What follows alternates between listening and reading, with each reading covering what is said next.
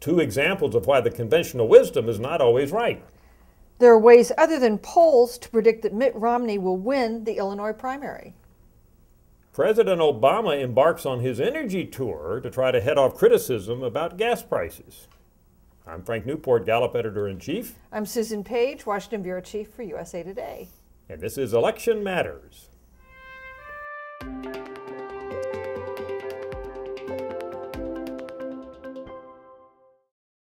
Well, Susan, you know the book that was written by Joe McGinnis about the boys on the bus? It all talked about how conventional wisdom developed. The AP reporter would define what had happened at some election event, and everybody else kind of followed, and that's their lead about the election back in 1972.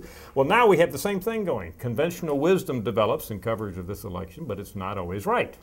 You know, that's true. We saw gas prices go up, and there was a poll or two that showed President Obama's approval rating going down, and a lot of people concluded there was a connection, and we find that just isn't so. We talked about it last week. The Washington Post had a slight decline, and they said it was gas prices. And then the New York Times CBS poll had his approval. Obama's down to 41. So people said, oh yeah, Obama's really suffering. However, our poll didn't show it. Then there were 4 other polls that came right along that covered about the same time period by Bloomberg and Reuters and Pew and Fox News, and they all showed his approval. Obama's between 47 and 50. So that was an instance where conventional wisdom that Obama was being hurt, dropping, looking for a reason for it, simply didn't look like it was borne out by the data. And in fact, Obama's approval rating up to 49% on Monday this week, even though gas prices are still pretty high. That's right. Now, his approval does go up and down in our tracking that we do here at Gallup, to be sure, but when we look at it, you know, combined weekly averages and what have you, it's staying fairly constant, and he does bump right up against 50% quite frequently. Can't quite seem to keep it there, and that's where he would want to be, right? That's right. If he wants to be reelected, he wants his approval rating to be at 50% or maybe just a hair below. He could still win. You know, another example of the conventional wisdom that may not be right is when people just assume that if Newt Gingrich got out of the race, that would be a help to Rick Santorum. The rationale is usually that's an anti-Romney vote, so naturally it would go to Santorum, and that is also a case where it's just not true. Not in our day. And how many times have you heard people talk about that? Just assuming, times, you know, that, oh, if Newt gets out, it will help Rick Santorum. Yeah, what we did is we asked people in our tracking, Republicans who were voting for any candidate, who would your second choice be?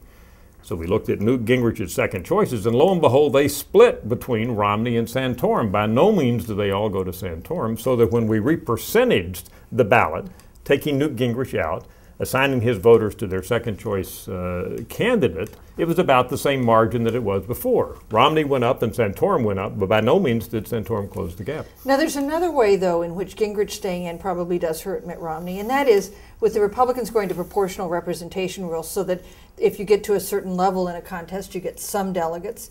The fact that Gingrich is still in getting some delegates means they're not going to Romney, and it makes it delays the process of him getting to 1144, the number of delegates you need to cinch the race. But if you look at this polling standing, it's not the case that it matters to him. Good point. So there's some nuances in there where it might help Rick, but just in terms of overall support, it doesn't. Speaking of overall support, it is Illinois, right? Big state, Midwest state. Ohio and Michigan are similar, big Midwestern states. Both of them, by a little at least, went for Mitt Romney. So all expectations are Romney will win in Illinois, the land of Lincoln. You know, there is a Chicago Tribune poll last week showed him with a very narrow lead, but we have 2 automatic polls out in the last 2 days that show Mitt Romney with a lead of 14 or 15 points. You know, there's another way to look at how these Republican primaries are going to go. We've had all these races up to now with exit polls to look at to see how the electorate divided. And we find that one of the key dividers is how religious voters are. Absolutely. I've been looking at that. Luckily, we have lots of data from our Gallup tracking from 2011. We break it out by state. So I've looked at the percent, not just of the whole state who go to church weekly. That's a good indicator of religiosity, but the percent of Republicans. Sure enough, states where, as you mentioned, Santorum wins, like Tennessee, Alabama, Mississippi, all have well above 50% of Republicans say they attend church weekly, but Illinois is right down at the average, about the same as Ohio and Michigan. Hence, another indicator or predictor that Romney's pretty well positioned to do well, and Santorum is not. You know, it's also a sign of how stable the Republican electorate is. That is, evangelical voters, voters without a college education, are going for Santorum. Higher educated, higher income voters, older voters or going to Romney. So if you look at the demographics of the state, at this point you can kind of predict how the vote's going to go. And by the way, we had, as I mentioned, the aforementioned Mississippi and Alabama victories. In fact, wasn't Romney third in both those states last Tuesday? Yeah. So I would have predicted, based on history, that in our tracking, immediately Santorum would have surged ahead. Guess what? He didn't. We may be seeing the sign of stability here, with Romney holding on to at least a modest lead even after he lost in those two southern states. Right. It also shows him not winning over that support of the Santorum voters. So, and that could be a problem for him, even if he manages to get to that magic number 1144. They're all vying to compete against Barack Obama. And we're looking at his numbers and the economy and energy. We mentioned energy. Let's talk about that for a moment. He's on a so-called energy tour. At least that's what it's been dubbed. He's going to Nevada, going to Ohio, I believe, in order to talk about energy-related types of issues because he's worried about gas prices, we assume, and he's trying to head off criticism at the pass. And also going to Oklahoma. It's one of the rare times he's going to a non-battleground state. That's one of the reddest of the red states, isn't it? That's right, yes.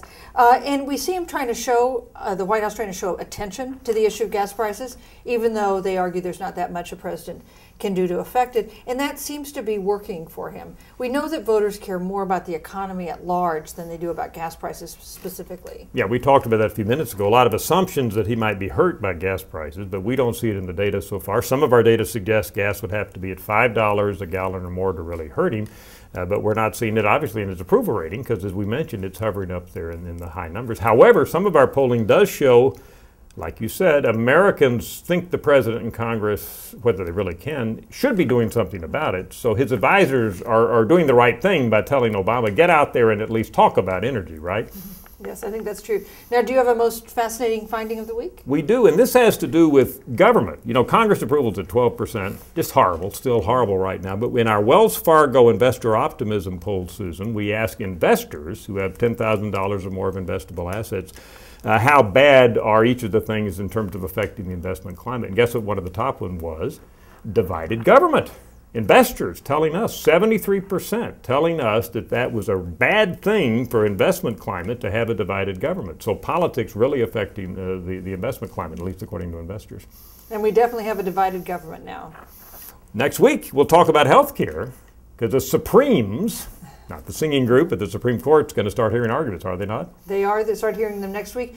And a decision to come back probably in the midst of the general election. Oh, how fascinating. I'm Frank Newport, Gallup Editor-in-Chief. I'm Susan Page, Washington Bureau Chief for USA Today. And this is Election Matters.